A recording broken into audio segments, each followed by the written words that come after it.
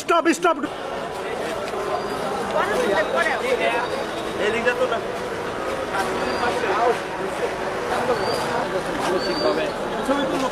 গতকাল খুব ভোরে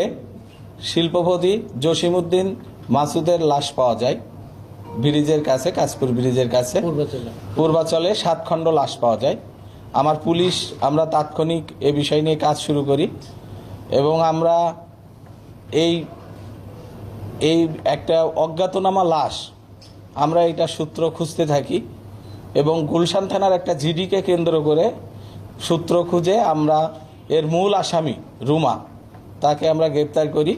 এবং এই রুমার সাথে শিল্পপতির একটা সম্পর্কের জের আমরা পাই এবং সেই সম্পর্কের পরিণতি হিসাবে এই খুনটা রুমা নিজেই করেছে বলে প্রাথমিকভাবে আমাদের কাছে স্বীকারোক্তি দিয়েছে।